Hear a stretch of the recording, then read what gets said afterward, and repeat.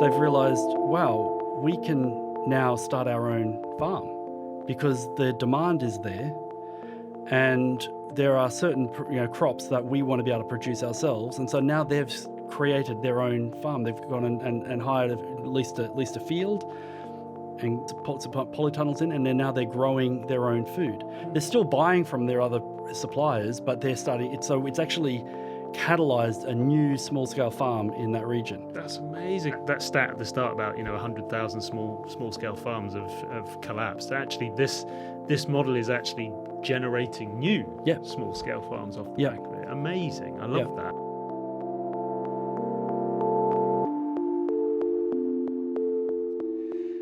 We've all seen how big corporations often grow by buying out smaller companies and becoming powerful giants. And scale can mean choice, convenience, and cost-effectiveness of foods. But large can have its downsides, such as harming the local environment, overly processed foods, and weakening traditional community connections. Now people are craving simpler, more authentic connections, and this shift is creating new demands that big corporations struggle to meet. So what does that mean now for small-scale producers? Hi everyone, I'm Matt Eastland and welcome to the Food Fight podcast brought to you by EIT Food. This series explores the greatest challenges in our food system, the innovators dedicated to solving them. Today I'm super excited to welcome Pete Russell, founder of Oooby, to the show, a platform putting small scale back at the heart of our food systems. Over the past decade, Pete has built a decentralised marketplace that empowers local farmers and reconnects communities with their food sources. And in this episode, we'll explore Pete's journey from importing frozen pastries to founding a transformative platform for local food. Thank you for joining us, Pete. It's a real pleasure, Matt. Thanks for having me. Great to have you on the show. I was reading an article from 2021 around small-scale farms, which said that data reveals that 100,000 UK farms have been lost since 1990. 100,000, which is staggering. And, they talked about the reasons due to Brexit, COVID-19, and farms not being able to keep up the cost of maintenance, things like that, which really highlights the issues going on for small-scale producers. And recently on the show, we also had a TikTok star on, a young farmer, Will, episode 120 it was, who said there's just not enough opportunities for the next generation to get into farming because it's an unreliable industry. And, he says it's very difficult to turn a profit and things like that. So he really highlighted how hard it is as a farmer and particularly as a small-scale producer. So do you think that small-scale producers are doomed in this day and age? I think they have been doomed. I mean, 100,000, we're at least down to, of small-scale farms, are at least down to 10,000. Really? Right. So that's scary. That's 9 times decimation, right? Yeah. The way I look at it is it's been a pattern that's occurred over the last 4 generations. Mm-hmm. With the Green Revolution, the onset of the Green Revolution, just after World War II, being the real catalyst for larger scale production, and that then brought the whole supermarket model to bear, which then brought the whole sort of industrial food model to play. Yeah, which of course back in the day was seen as really important and was necessary to get the calories. It was absolutely necessary, and there's nothing like. I think the other point to make up front here is, this isn't about blaming or pointing fingers at anyone. This is just a human nature phenomenon that we're going through, and what's coming up next is, again, a human nature phenomenon that we'll go through, and we're all just playing our part in it. It's just recognizing the cycles. But in the last, so you said 100,000 since 1990. I mean, that's insane. That's 30 years. So for those 100,000 farms that have gone under, they met their doom. Yeah. And that doom's already happened, right? And the question, I think, is that doom going to continue? Mm-hmm. And no, I don't think it is. In fact, I think that's what happens is it's like after a bushfire goes through, it never completely kills all of nature. In fact, it kind of primes the space for that whole new regeneration to happen. So yes, doom has happened. Mm-hmm. And we're seeing the green shoots coming through, and it's really evident. And Oooby was born out of a moment when you actually realized you were part of the problem, right? So exactly. you saw that in the global food system, you were actually causing more problems and, how can you help small scale producers instead? So can you share that story with us? And Sure. how did that realization of, the fact that you thought, actually, I'm contributing, how did that lead to the creation of Oooby? I grew up on a little small holding out southwest of Sydney, and my mum was into permaculture and all that sort of stuff. So my childhood and background was all very much around small scale and local and organic and that sort of thing. But I was, I'm an entrepreneur, and as a young man getting into business, it was all in the pursuit of the dollar. And at one point, so a few friends and myself had a patisserie in Marrickville in Sydney, Right. and it was our own. It was a kitchen. We had our own pastry chefs and kitchen hands, and we were baking pastries like croissants and Danish and stuff from scratch, Right. and selling them to around 100 cafes around Sydney. All the sort of the nice artisanal, beautiful Amazing. cafes. But we were hungry and greedy, and we wanted more, And it wasn't greedy. We weren't making enough money, really. You were young and ambitious. Thank you very much. That's a nice way of framing it. We were young and ambitious, and we wanted to more. The only two paths to growth we could see is one is we had to get a whole lot of capital in to make our kitchen bigger.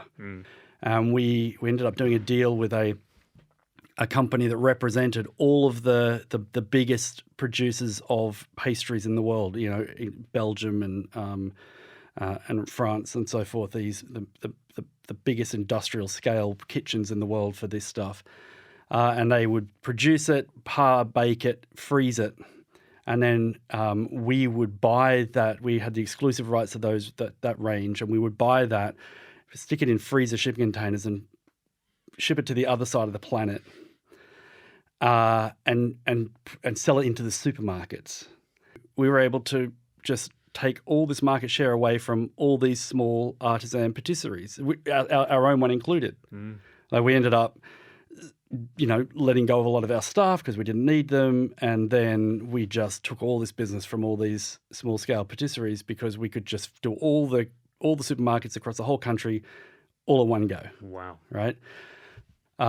So a lot of the soul came out of the business experience, but we were making a lot of money, so that you sort of offset that. It was a counter.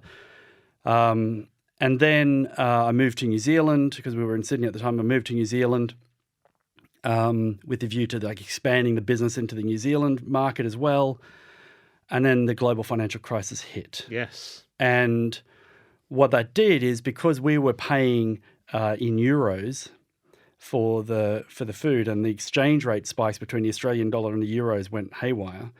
Overnight, literally overnight, we went from making a good profit to making a big loss, because our costs went up like 30% overnight. And the more we sold, the more money we'd lose. Really? And of course, the supermarkets weren't going to budge. They didn't say, "Oh, really sorry for you, mate." They were like, "No, you got a contract here. You got to fill the contract, and you're going to have to just find a way to fill the gap yourself."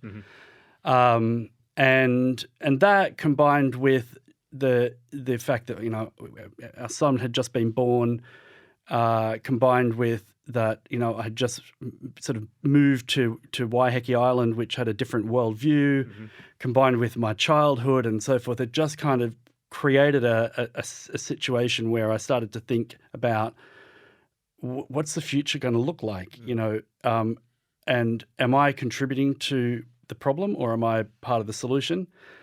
And what I felt was that 2008 was the beginning of what could potentially become a series of crises of ecological or economic or social crises that we were facing. And that food is like the most important foundational layer for being able to be resilient through whatever crisis we have.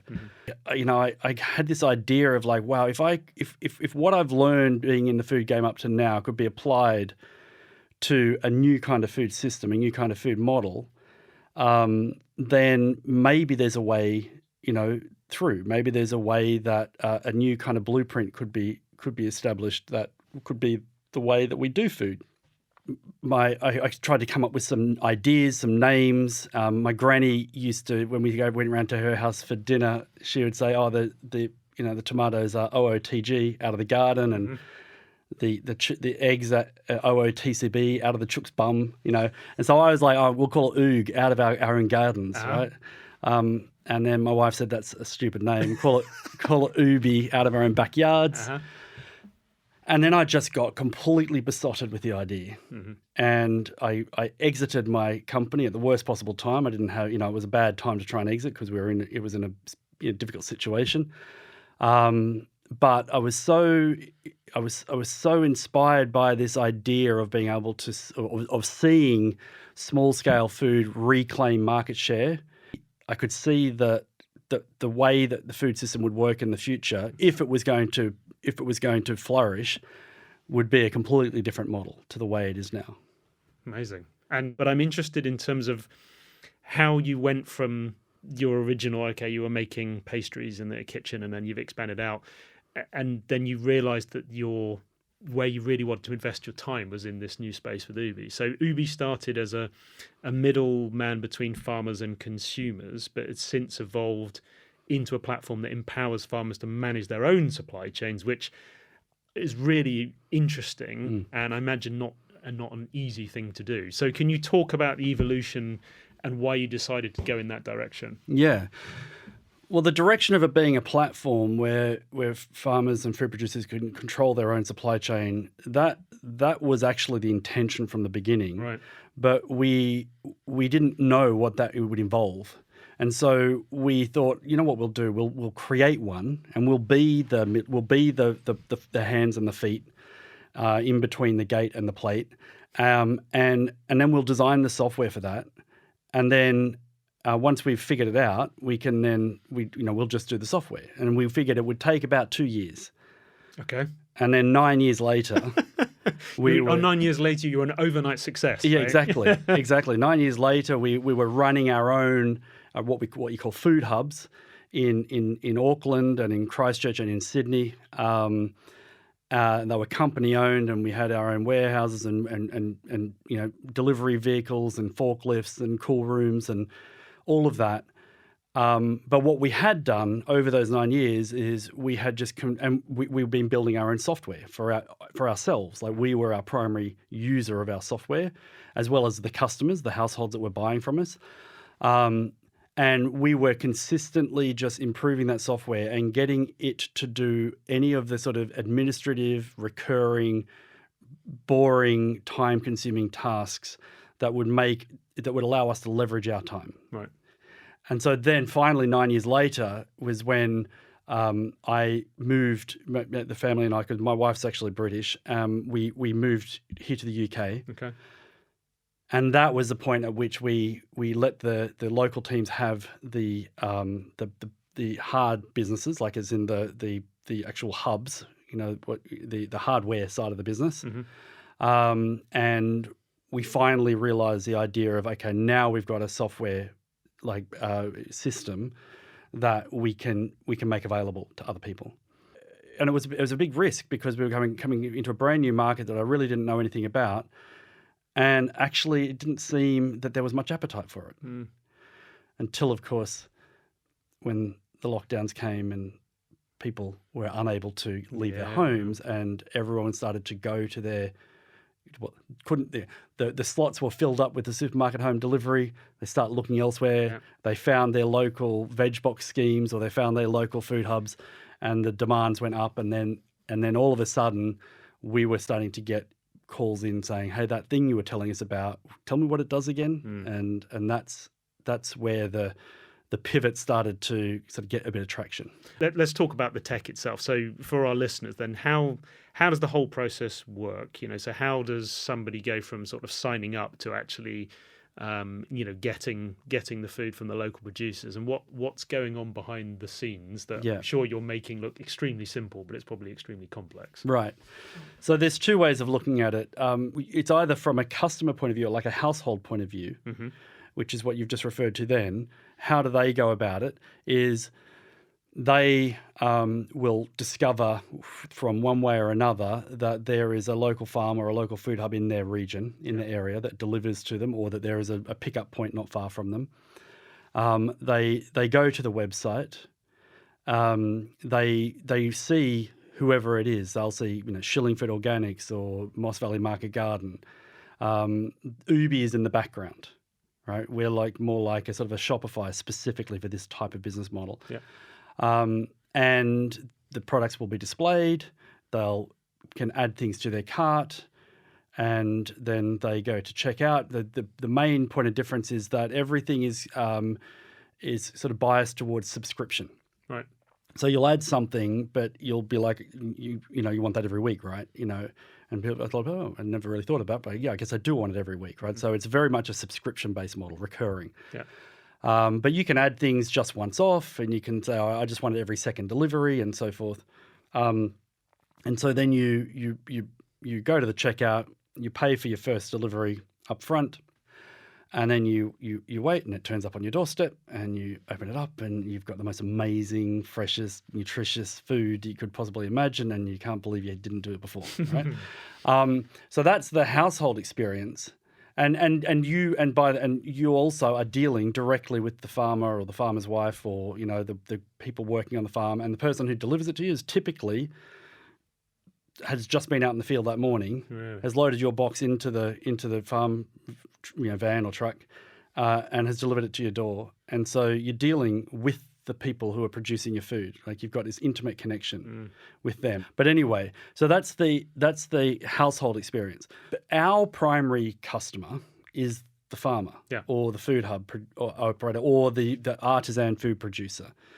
They're the ones that we focus most on.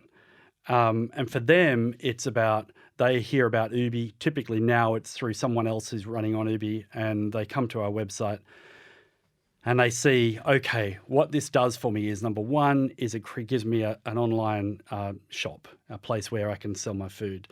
Two, it means that my customers can self-manage. They can pick and choose whatever they want. Three, it means the communication with the customers, a lot of the communication, whilst it's customized to me, and I can write in my own language and so forth, that's largely automated. Right. So I'm not having to spend all this time handling all these customer inquiries and so forth. A lot of the hubs and farms will produce a lot of the food that they sell, but they then augment their range with bread from their local bakery, and milk from their local dairy, and eggs from the local chicken farm, and so they actually are able to provide a full farm shop range with them at the heart of it, with their food at the heart of it. So it'll organise the harvest list plus all the orders for the other supply that they're bringing in. It prints out all the labels to put onto the boxes. Amazing. It figures out the order of deliveries if they're going to be doing home delivery, so that they can pack the boxes into the van, last in, first out, and then they get in the van, they put their phone on the cradle, they press go, and they just let's put a podcast on, right? And then they just go and do their deliveries, and then the job's done. And what it does is it condenses that whole administrative sort of headspace, cognitive load down into the minimal amount of time, and it means that they can basically run that business of sales and supply chain, or sales and distribution, in a really simple manner, and it usually just one day a week. And what it means is that instead of selling their food at like 20p in the pound, or if they're lucky 50p in the pound, they're selling their food at 100p in the pound, right? And yes, they've got to do a bit more work. They've got to pack it into boxes, and they've got to deliver it.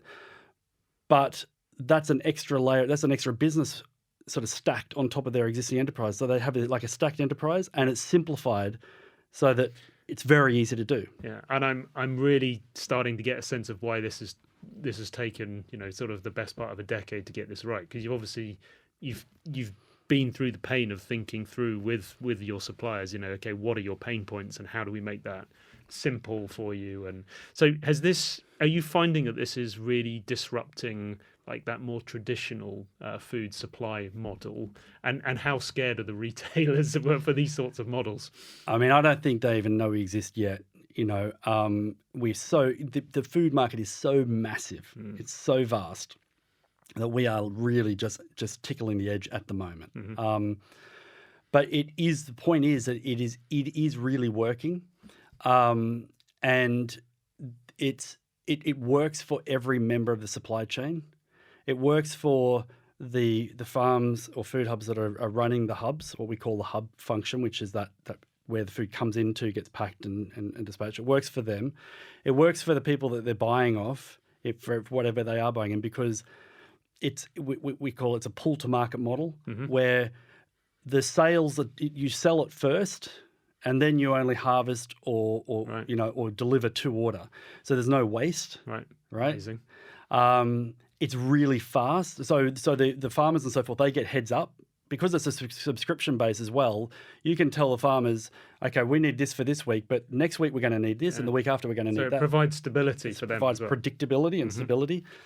But the other thing is that when you're harvesting to order, in some cases, it's literally a lettuce will be harvested in the morning and on your doorstep that afternoon. Because why harvest it earlier? Just harvest it at the latest possible time, because then it's just a very fast, which means it's nutritionally as high nutrition as you can possibly get, and no packaging is required. You don't need plastic, you don't need packaging, right? So it works on so many levels, and it just means that there is so much more margin in the retail price for the fewer hands that it goes through on the way from the gate to the plate. And I kind of listen to you, and I'm sitting there thinking, this just makes so much sense. And why hasn't this happened before? Why isn't it happening more now? I mean, if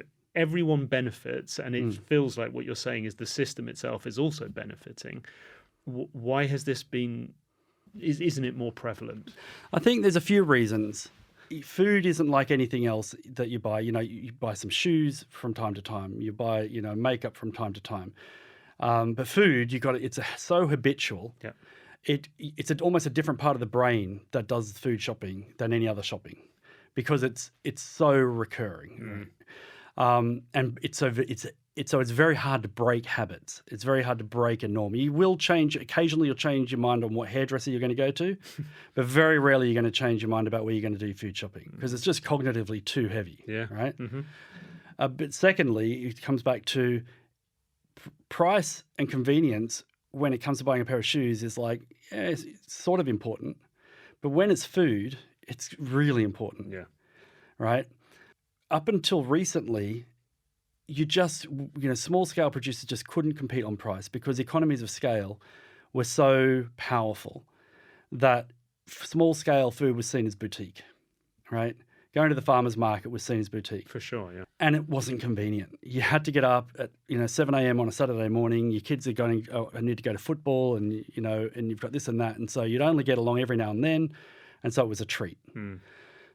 And the third pillar that I see is awareness. So price, convenience, and awareness. People have got to know that it exists. Yep. Like supermarkets, people know they exist because there's a massive big store in the middle of town. They got all these promotion campaigns, advertising and so forth, and you can't miss it. Whereas these small producers, they've got no budget, and they're usually stuck on some rural lane up, where we'd never know they existed, right? So it's about how can we compete on price, convenience, and awareness. And that is why it's taken so long to work, even though it is working now. So just like COVID was a real catalyst, the food inflation that we're seeing now is a real catalyst.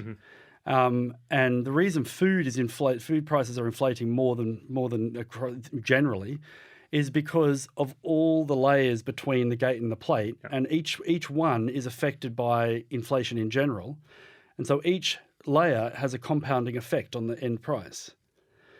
Whereas when you're buying it direct from the local grower, there's not that many layers, and the cost structure in that model isn't as affected by inflation as in the other models where there's more transport, so Yeah, more that's right. fuel, more electricity, More variables storage, and wages and all of that. So there's a lot of those things that just aren't in the calculation. And so now, if you're aware of it, you get way better value for money buying from a local farm or food hub than you would from the supermarket. But you wouldn't know it because Lidl's advertisements are saying we're the best value for money. yeah, They were 2-3 years ago, but they're not anymore. But no one knows. it's really So, interesting. and then the final one is around convenience. And convenience ultimately comes down to, like, the ultimate convenience these days is you pull your phone out, you do a bit of shopping, you press go, and it's on your doorstep. Well, now the small scale farmers have got that up in their pocket. And so I think that the last thing that is really needed now for this thing to kind of hit a tipping point is about awareness. You mentioned there about kind of connections, so bringing in other suppliers and improving choice. I'm assuming that kind of community model is super important to you. And so how do you see small scale ecologically sound food production being essential to that, the health of a local economy? Is it kind of underpinning everything? Yeah, it is, and it's an interesting one. I mean, we've had debates, and people have actually said to me, "Oh, you're actually contributing to the breakdown of the community because you're bringing technology into the place where normally there's face-to-face communication." And I've thought deeply about it, and if you want community, you need to have time for high-touch relationships, right? What the technology does is it doesn't remove the relationship component. It removes all of the boring administrative components, which gives people more headspace and more capacity to be able to engage with the community. Yeah. All the interactions that are happening as a result of this business model kind of being deployed into a certain region are farms are now starting to trade with other local farms, right? And a real farmers are getting in a real lorry and driving over to another real farm. And that wasn't happening before? Well, it wasn't happening to the same degree because they weren't able to sell it as much. Right. And then you as a farmer or you as a food hub operator or people you've employed are then getting in and going out and knocking on doors, right? You can't deliver the food via an email. It has to have a real person turn up, pull up to the driveway, knock on the door, and say, "Oh, hi. Oh, that's great. Thanks." And there's interactions that are happening that would not otherwise have happened, right? So the effect is that it starts to breed new connections, and they're not levels of abstraction. They're direct. Got it. Yeah. Because I was going to ask you the question about how you balance the technology with the goal of fostering strong local communities and economies. But basically, your view is that actually it complements. It complements. It enhances. One of the things we've got to be mindful of, and I think we have to be careful of, is I think farmers' markets are the best, right? And what we could inadvertently do is kind of become so good at what we do that you don't need the farmers market anymore, and that's actually something we've got to be very conscious of not doing. Because there's nothing, it's one thing to have someone turn up at your doorstep, but they could end up being just another delivery driver, right? It's another thing to actually go and mill in a local town square or something like that and just be part of that vibe. And so I think it's a really important that it's not just, it's built into the technology to facilitate the farmers markets as well, and to be able to make it so that, I get my midweek delivery to my door, but I've got reasons and incentives to turn up to my farmers markets on the Saturday. And maybe the platform is a way that incentivizes me to do that. And let's kind of try and bring this to life for our listeners a bit. So can you share a success story of a small scale farmer who's really benefited from the Oooby platform? Yeah. One of the great things about Oooby is that it's not a cookie cutter situation. Right. Every different farmer or food hub is their own autonomous operation that do things to their own way. But what that means is there's different models. So I'll give you 3 examples. So one of them, it would be Martin Bradshaw from Moss Valley Market garden in Sheffield. Right. So he's got an acre and a half or 2 acres of land where he's got an amazing market garden, and a polytunnel, and he's got a team of like 2 or 3 of them. Sometimes others will come and help out. And he came onto the platform about 4 years ago. And what it's meant for him is he's now able to look after about 200 customers, between 150 and 200 customers, and with a very small team of people. And he's able to pay a good wage, a good living for the people he works with and for himself. And he's able to basically hit that sweet spot where he's not having to work so hard in order to make the money he's making. And he's got what we would call a very sustainable business model. Okay. Right? Where his day-to-day work is get up, go to the farm, hang out with his friends at the farm, and they don't have to work too hard, but they're getting good money. Sounds idyllic. It is idyllic. It is idyllic. And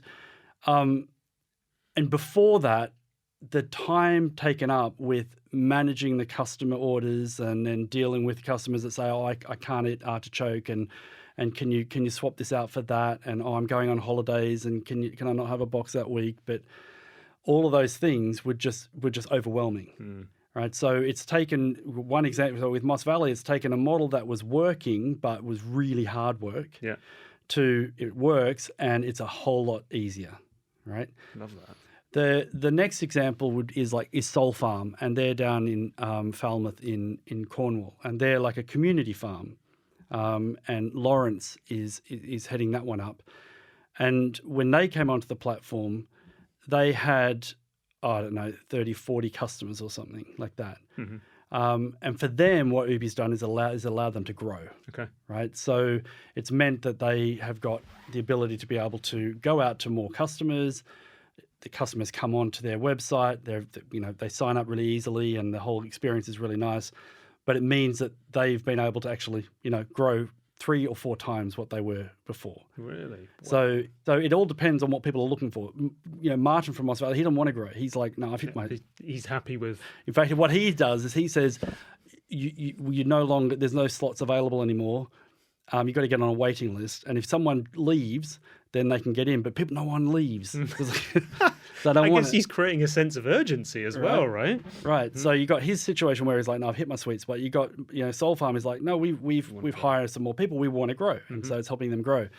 And then the third one is Hampshire Veg Box and Hampshire Farm.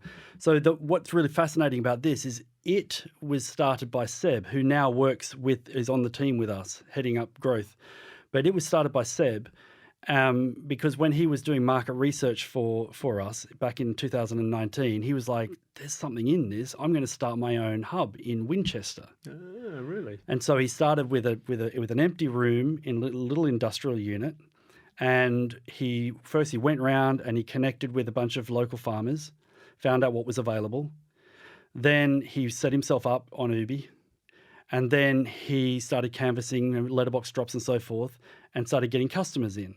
And he said, as soon as I've got 50 customers, we'll do our first delivery.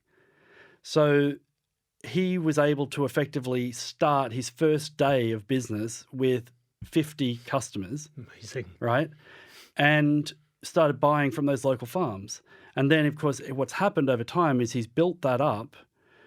He's got other business partners in.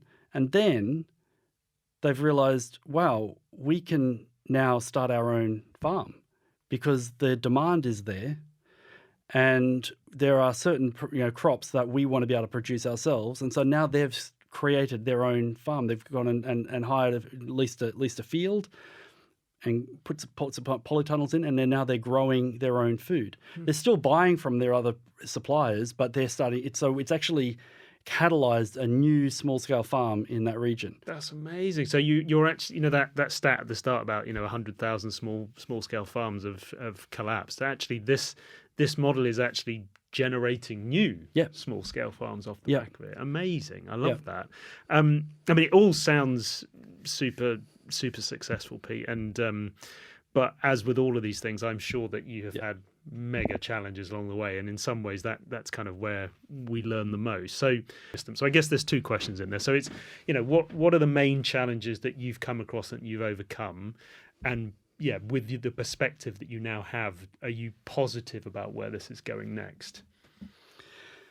Yeah, like I say, the first 9 years were super challenging. The first couple of years were just super exciting, Right. and it was just enthusiasm. There was more enthusiasm than problems, and so we just overcome anything because who cares? We've got a problem, right? I don't need to sleep. Yeah, that's it. But sort of year 3 through to year 9 was just like a constant near-death experience. It was awful. God. All right.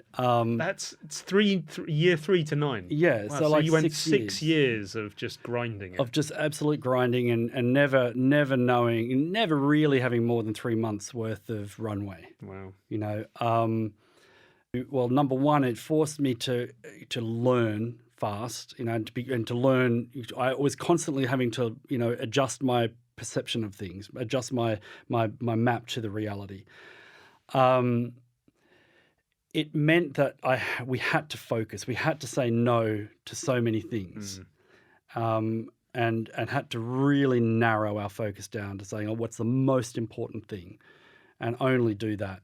And two, the other thing is we did try a lot of different things to try to make our product and our offering more relevant. But the market just wasn't hungry for it. And so we had to just work double hard in order to appeal to that small niche of customers that were there. Mm-hmm. So we were really forced to get creative around, how we got our messaging, how we needed to relate to our suppliers. So our suppliers were small farms. Right. And so we had to really, we had to have a lot of, sometimes we were late on our payments, right? And so we were doing, in those situations, like, I'm actually part of the problem for these farmers. If I can't pay them on time, so having to build a relationship with them. Now, that did not happen often, but when it did, it was really stressful. And so I had to understand their situation and go out and meet with them. And so it was just a deep immersion into the space, and a lot of constant pressure and a lot of, it was just really difficult. You mentioned focus a number of times. It sounds, from what you're saying, it's like a focus on just doing the one thing that you really knew that you had to do. The focus on the area, and really understanding the connections and establishing those personal relationships, and the focus on that kind of core software, which would then allow you to step back and do more. Leverage. It's a leverage thing, exactly. Obviously, we take only a fraction of the value of the transaction. So normally a wholesaler will take anywhere from 15 to 30% of a trade, right? With Oooby, we fulfill a lot of the functions of a wholesaler, but we take 1.9%. Amazing. Right? So that is truly disruptive. Right. And so, but the great thing is, I'm not in the trucks and I'm not having to do that. So, we're offering some real value that we can leverage. All right. So that's the key to it. But we couldn't have got to the point where our software was that applicable and that relevant without having been through those years of actually being the feet on the ground and doing all of the actual work. Yeah. There's no school to learn that. You just got to throw yourself in and you learn by osmosis. And then when we're talking to farms and food hubs about the system, we understand their reality. And so it's very quick. 80% of the people who look at the software sign up to the software. Really? Which is incredibly high. But I think it's got a lot to do with, farms and food hubs, that is. I think it's got a lot to do with the fact that it's so perfectly matched to their business model. It's not about taking... Built it for them. It's not about taking Shopify or something like that and then trying to hack it and twist it to do what they want. It's like purpose built. Yeah. And Pete, looking ahead, it seems to me that you are fixing a really important part of what has been a broken system. What changes do you personally want to see in the global food system, and how do you see Oooby contributing to that change? I mean, that is like truly transformative change. Yeah. Well, Big question. But big question. I mean, there's a lot to it. Like, firstly, I think that one of the biggest problems we've got in food is a concentration of power in too few hands, and therefore a lot of exploitation at both ends, at the gate and at the plate end. So I think decentralizing is a huge part of a better food system. Yep. Decorporatizing, right, is a huge part. There's so many benefits to a centralized and corporatized marketplace for so many things. Like, we wouldn't be able to have an iPhone without that, right? Yep. Most products that we get, we couldn't have had if we didn't have centralized, and corporatized models to deliver them. But food doesn't need to be that way. Food grows. You put a little thing in the ground, and it pops out of the fucking ground, right? Yeah. Right. And that's the best food. Yeah. Right. It's when you put all that mass processing and all that through, it actually diminishes the food. It makes it worse. Yeah. Right. So food is a different beast, and the best food comes from decentralized, direct, not packaged, right? Not stored and double and triple handled, not frozen. Like, so you get it's just the best food when you're able to cut all of the intermediaries out of the system. Yeah. And look, we needed this food system coming out of World War II, with this big boost in production and this big boost in population, and I think it was a necessary experience for us as a society to go through. But I just think it's sunsetting now. We're seeing the diet-related illnesses that are coming from it. Yep. We're seeing the disconnection that's coming from it. Kids just don't really know what food is. It always blows my mind to hear that there are some kids that really don't understand that this thing came off a tree or came out of the dirt. Yeah, I guess we've got to take it back to basics, right? Yeah, and I think we're hungry for back to basics. I think we've been doing like agriculture for 10,000 years, right? Thereabouts. Okay, so we've moved out of the hunter-gatherer thing, and we've been doing agriculture for 10,000 years, and we've been producing our own food, and it's always been local. It's always been in harmony with nature. It's only the last sort of 60 to 80 years that we've kind of come off that path that has proven itself for 10,000 years, where we've diverged from that. I think there's a correction needs to happen. You can diverge to a degree, and that's great, because that's how you innovate, right? That's how you find things. But there's a point at which you're like you've innovated past the purpose of what this thing's there for. Like, food is not for making money. Producing and selling food is not about making money. It's about nourishing people. It's about survival of humanity, right? You can make money doing it, and you have to be able to make money doing it, and you've got to be able to have a decent living. Yeah. But the primary thing is you've got to make sure that what you're feeding is going to survive generation after generation.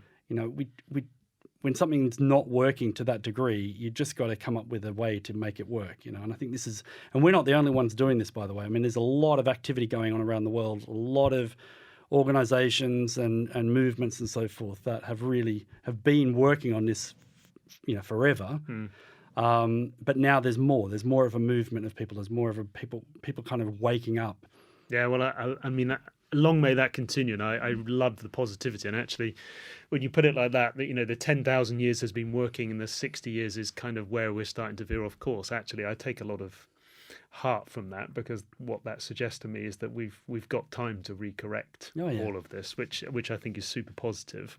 Pete, thank you for all of this amazing insight. And sometimes on this show, we ask guests, what would you do if I had a magic wand, or the food system had a magic wand, and you could change something from all the experience, the hard work that you've put in, you must have seen so many challenges, so many things which could be better. If I could wave that wand, what would you love to see change in the food system? I think awareness. It would be awareness of that there is now a way for you to be able to get your food in a far more appropriate way. in a way that's fairer for everyone involved in the supply and delivery of that food, in a way that's fresher, more nutritional, in a way that builds regional and local economies, in a way that avoids and doesn't require all the packaging and the silly merchandising and all of that. But in a way that's as convenient, or even possibly more convenient, and that the price is as good or even better, right? That awareness is probably the thing. I think most people, if they were aware that you can have this tomato, which was picked when it was green, and it was sort of bred in order to be able to survive a supply chain, which, yes, it's a tomato, and yeah, you can taste tomato a bit, versus this tomato, which was picked when it was meant to be picked, where it was almost dropped off the vine, and when you just sprinkle a little bit of salt on it, it just blows your taste buds out of the water. And the good tomato is going to get delivered to your door at a better price. Most people will go, I'll go for that. I would think that's an easy decision. It's an easy, but they don't know. They don't know that it's an option. So, but if people do know about it and are aware of it, and they're looking for their local farm or their local food hub, I think that will be the biggest driver. That'll mean that the more farms will start up, more local small scale farms will start up, more local small scale artisan craft bakers and cheese makers and will actually be able to start. The ones that are already there will actually start to really flourish, and they won't be spending all their time trying to get their product onto a shelf at Sainsbury's or at Tesco's and giving all these free samples and then taking ridiculously low prices and then end up getting told, oh, thanks, but it didn't really work and see you later. They're actually able to deal direct, and they get to get good margins, and they get to represent themselves. So, we've got at the moment, we started 4 years ago, just over 4 years ago, there was nothing on Oooby in the UK. Now there's about over 100 farms and food hubs that are buying in from over 1,000 different producers, and there's over 13,000 households that are getting deliveries every week. It's 10 million pounds worth of sales is happening on the platform, so it's driving real value to all of these producers. It's very early. But if you throw a dose of awareness onto that, right, and create more demand, and there's more demand for it, then these guys are going to flourish, and more of these artisan food producers and so forth will have a space, a way to get into business and make a decent living. I love it. It doesn't sound like an unrealistic vision to me. So, if waving the magic wand, it feels like that's not that far away, which is actually really encouraging.